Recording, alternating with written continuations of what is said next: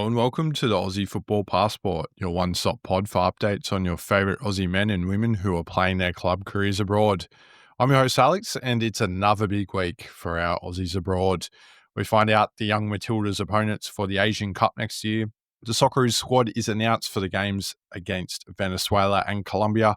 The Joey squad is also announced for their Asian Cup qualifiers, and there's also more awards for our Matildas and a whole lot more. So let's get straight into it with the headlines.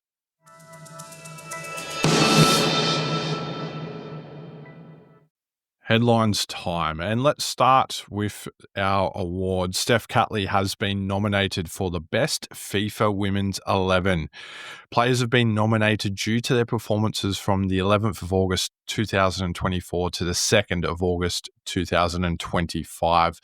The defender has been named on the 88-player shortlist for the awards, with fans able to vote. So we will put the link in the show notes so you can go and vote for Steph. I do believe you have to have a FIFA account to do so.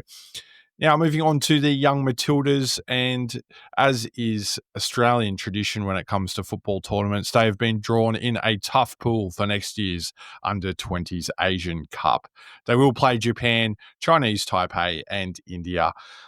The tournament will take place from April 1st to April 18th, 2026 across 3 stadiums in Thailand. We wish our girls all the best, and we will, of course, bring you that squad and the build up to that tournament over the coming months. Carl Viet, he has named his 23-player squad to represent Australia in the upcoming Under-17 Asian Cup 2026 qualifiers in Jordan this month.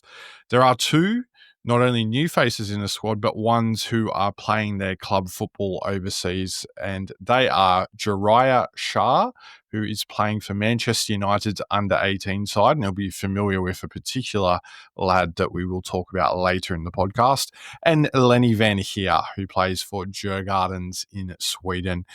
The boys will be playing in Group E and face off against host Jordan before games against Bhutan, Philippines, and Iraq. And that begins on November 24th local time to November 30th local time. All games will be hosted at the Akbar Stadium in Akbar, Jordan. And of course, we will keep you updated with how the lads get on in the qualifiers.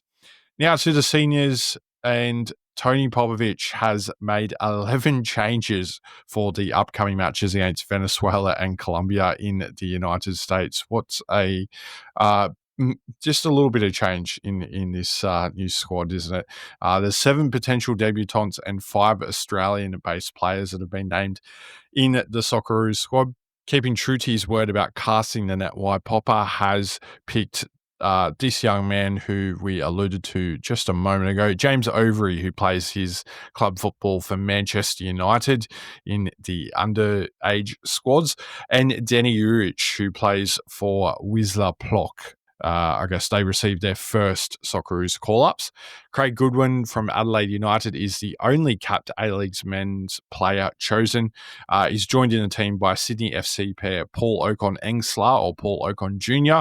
Of course, his dad is the assistant coach to Tony Popovic, although I don't think this selection is nepotism. I do believe Paul Okon-Engslar has been picked on pure merit. If you've caught any of Sydney FC's games this season so far in the A-League, you'll know exactly what I'm talking about. And Al Hassan Toure, he will join his brother Mo Toure in this squad. Of course, Al Hassan scoring a hat-trick for Sydney FC a couple of weeks ago against Newcastle Jets and looking in great form.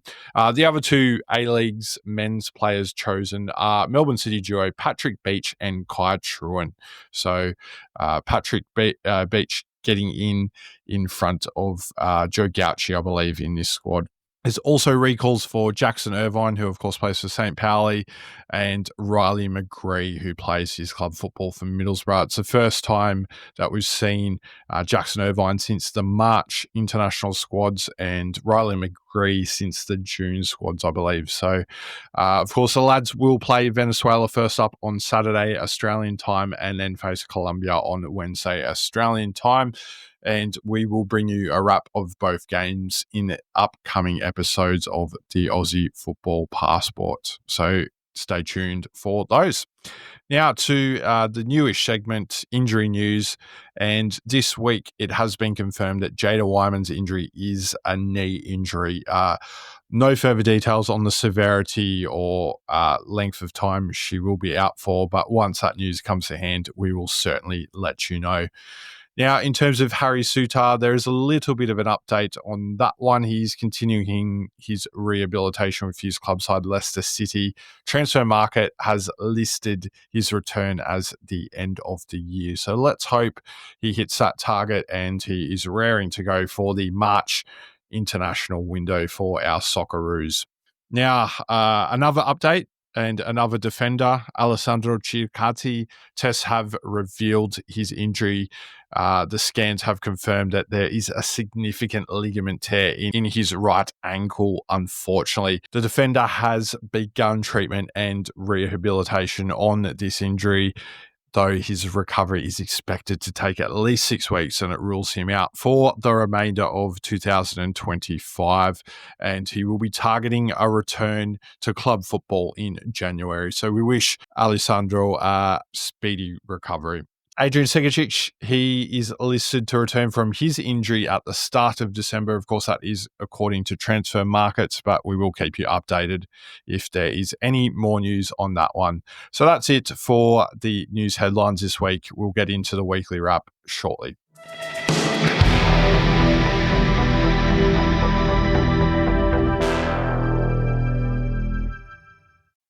It's weekly wrap time, and let's start with our ladies in USA.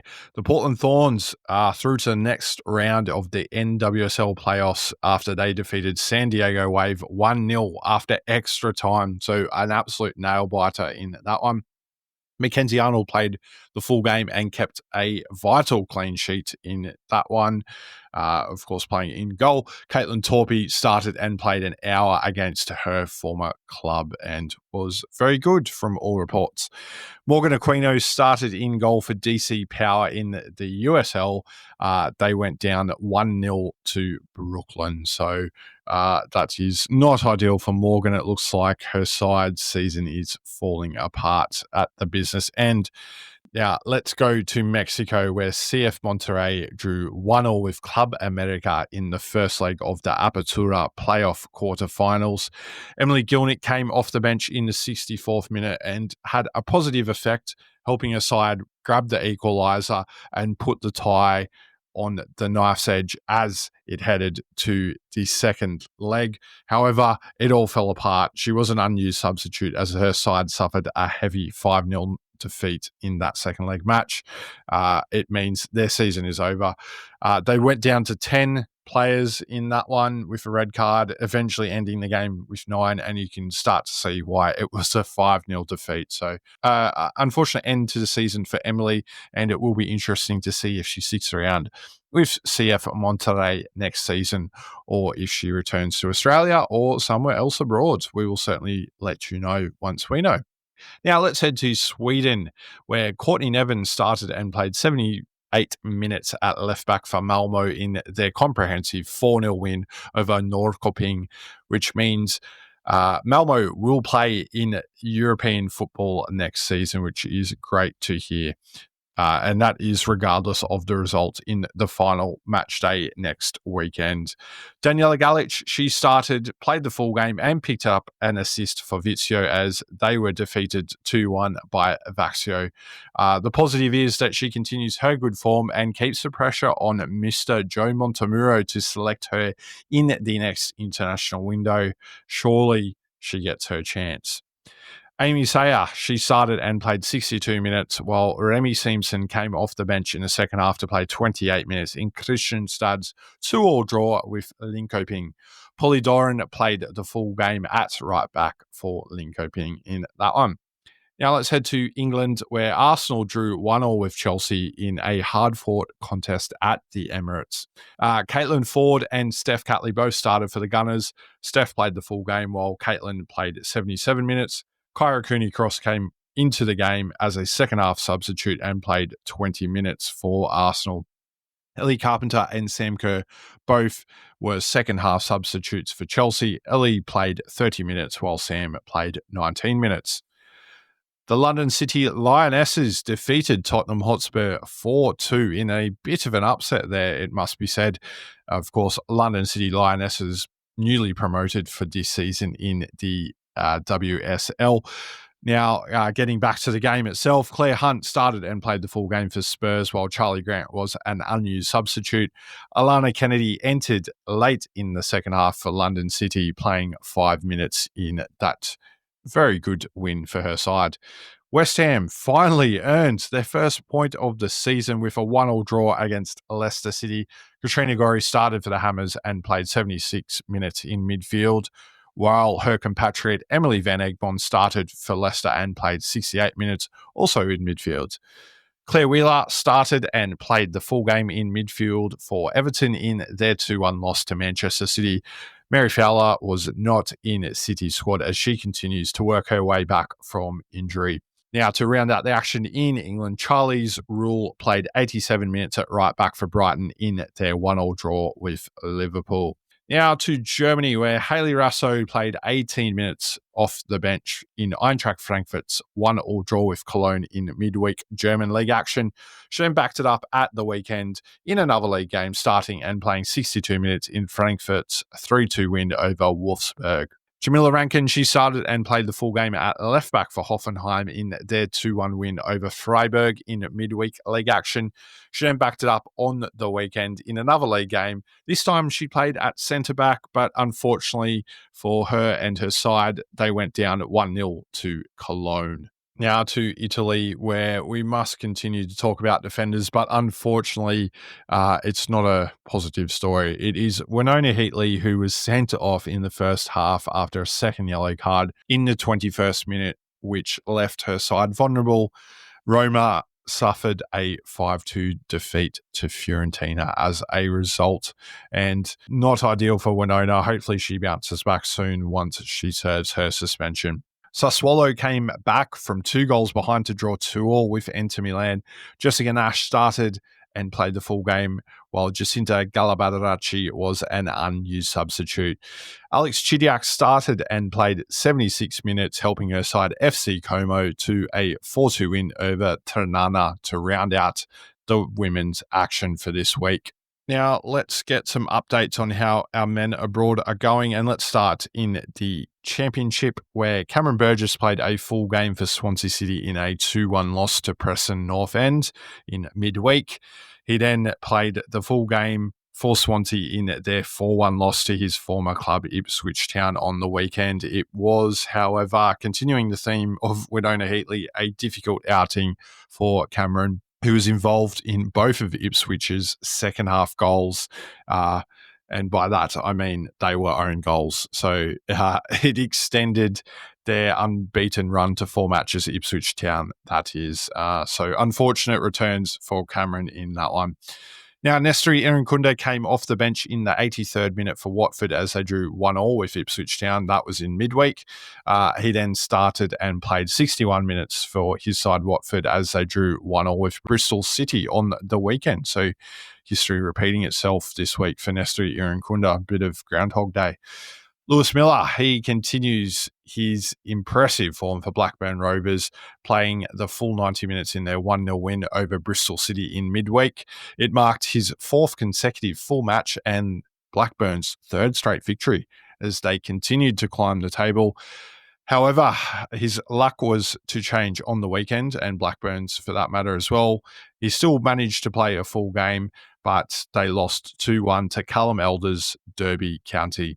Elder completed the full 90 minutes in that one and provided an assist for one of Derby's goals, capping off an excellent week after earning that recall to the Socceroos squad. Going back to midweek, Callum Elder did play the entire match for Derby County, and guess what? They had another 2-1 win, this time over Hull City, who of course was Callum Elder's former club as well. So some weird sort of inception stuff happening there. But anyway, that's football for you, isn't it? Riley McGree, he came off the bench in the 63rd minute as Middlesbrough drew 1-1 with Leicester City. Sam Silvera also came off the bench for the final 10 minutes in that one. Riley McGree then started and played 61 minutes as Middlesbrough beat highly fancied Birmingham City 2-1. It was the midfielder's first start of the season after returning from injury, and it's fair to say he made an immediate impact with his energy and sharpness, and we look forward to seeing that in green and gold in this upcoming international window. Sam Silvera, he also came off the bench against Birmingham City and played 26 minutes in that one. Of course, Middlesbrough having some interesting times with their coach in the frame for the Wolverhampton Wolves job in English Premier League. So let's hope it doesn't destable Middlesbrough's season. And particularly, of course, Riley McGree and Sam Silvera's minutes for that matter. Now, let's head down a division to League One, where Joe Gauci was in goal for Port Vale in a heavy 4-0 loss to Bolton. Alex Robertson, he started and played 68 minutes for Cardiff City in a 3-1 loss to Blackpool FC on the weekend. And rounding out League One action, Rafael Borges Rodriguez played the full game for Wigan Athletic in their 1-1 draw with Exeter City. Now, staying in England, but dropping to the underage category, where we're keeping an eye on James Overy, who, of course, was called up to this Socceroos squad for the November international window. He featured for Manchester United's under-18 side in a 0-0 draw with Leeds under-18s side. Now, let's head to Scotland, where Nicholas Milanovic came off the bench in the 75th minute, whilst Kusuni Yengi and Nick Suman were unused substitutes for Aberdeen in their Conference League 0-0 draw with AEK Larnaca FC. Then at the weekend, we had a 1-1 draw between Aberdeen and Motherwell.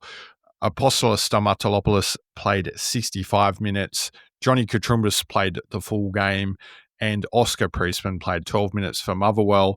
Kusuni Yengi and Nick Suman were again unused substitutes for Aberdeen, while Nicholas Milanovic was not in the matchday squad altogether, which is a little bit of a worrying sign for Nicholas, but let's hope he bounces back into the squad sooner rather than later. All right, Martin Boyle, he played 69 minutes, while Jack Iredale played a full game for Hibernian in a 3-0 win over Keanu Bacchus's St. Mirren on the weekend.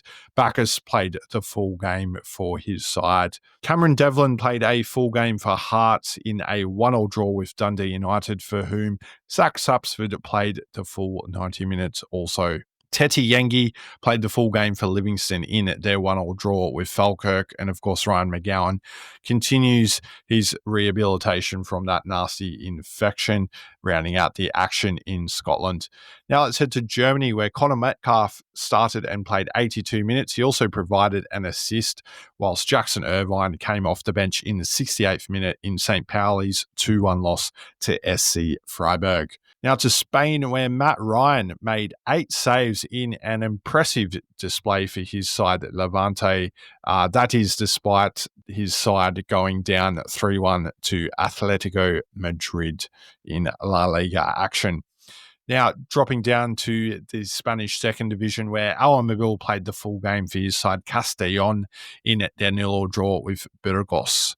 Croatia and Fran Karasic came off the bench in the 95th minute, whilst Anthony Kalic was an unused substitute for Hajduk Split in their 2-0 win over NK Osijek in Croatian League action on the weekend. Now to the Netherlands, where Max Ballard played a full game for NAC Breda as they lost 2-1 to FC Volendam. Denmark and Paul Itzo was in goal for Randers, while Mohamed Toure also played a full game in an unfortunate 2-0 loss to second place FC Midtjylland. However, in more positive news, Mohamed Toure was joined on the field by Moussa Toure. They both started a league match for the very first time. That was due to a late injury in the warm-up that saw Musa Toure promoted to the starting lineup, and it caps off a special week for the Toure family with Al Hassan Toure, the eldest of the three brothers, receiving his first Socceroos call-up, of course, on the back of his maiden professional hat-trick for Sydney FC against Newcastle Jets a couple of weeks ago, and as we mentioned earlier in the show. Now to Norway, where Nick D'Agostino and Gianni Stensnes both featured for Viking FK in their 3-0 win over HamKam on the weekend. Stensnes played the full match in defence, whilst D'Agostino came off the bench in the 79th minute as Viking moved a step closer to securing the Norwegian league title. That victory keeps Viking 4 points clear at the top of the table with 2 match days remaining, though second place Bodo Glimt still have a game in hand. So this one could go right down to the wire. The result on the weekend for Viking ensures that they qualify for the UEFA Champions League qualifying rounds for next season. So well done to Viking and their players there. Now to Poland, where Denny Juric played the first half for second place Wisła Płock in a 1-1 draw with Motor Lublin in Polish league action on the weekend, and we look forward to seeing if Denny gets some minutes in this Socceroos side in these upcoming games against Venezuela and Colombia. Now let's head to Czechia, where Garan Kvol came off the bench in the 78th minute for Sparta Prague in a 2-2 draw with FK Teplice. Now to the US and A for MLS action, where it is down to the business end, where we're talking playoffs. Aidan O'Neill played the full game for New York City FC in a 3-1 win over Charlotte FC, which secures their progression to the next round and unfortunately knocks Charlotte FC out. Fellow Aussie Archie Goodwin featured for Charlotte, coming off the bench in the 61st minute to provide an assist for his side's only goal in that one. Patrick Yazbek, he started and played the first half for Nashville in a 4-0 loss to Inter Miami in the decisive Game 3. Unfortunately, it means Inter Miami go through to the next round, and that means Patrick Yazbek's season is over. Now to Japan to round out the weekly wrap, where Jason Guerrier started and played 57 minutes for Albirex Niigata in a 5-2 loss to Shonen Bellmare. All right, that is it for the weekly wrap. We've got the players of the week next up.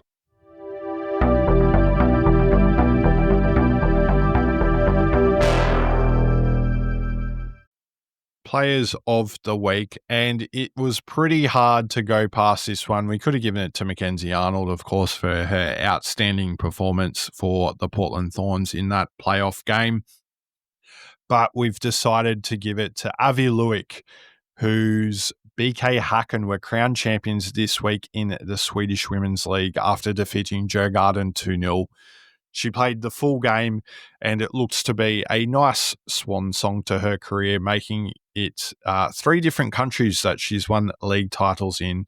And of course, she has played 45 times for the Matildas. Well done to Avi, and let's hope her side finishes with another win next week, just to really put the cherry on top of the icing on top of the cake in a wonderful season for BK Häcken. Now to our men's player of the week. And, well, it's Aaron Rustic again. He's continued his impressive run of form for his club side, Heracles Alamello. He provided an assist yet again in their 2-1 win away to Excelsior on the weekend. He also played the full match in that one, and it's back-to-back league victories and 3 consecutive wins in all competitions for his side. They remain in last place, but they're now in touching distance of the sides above them, I should say, and it is all being inspired by our man Aaron Rustic, and no doubts Popper will have his eye on him. Bit harsh that he's not made this current Socceroos squad, in my opinion, but no doubt he'll be in the reckoning come World Cup time. All right, well, that's it for another week of the Aussie Football Passport. I hope you enjoyed the episode. Please continue to interact with the show on whatever platform you are listening to this on, as it helps the pod get recognised and, of course, other new listeners get the podcast on their algorithm. Don't forget to follow us on social media as well, and I'll start to get some feedback from you on some of the different content that we will be providing to you in the future. And we'll also look to do some more in-depth analysis of the Socceroos games against Venezuela and Colombia in the coming weeks. All right, thanks for listening, and I'll catch you in the next episode. It's goodbye for now.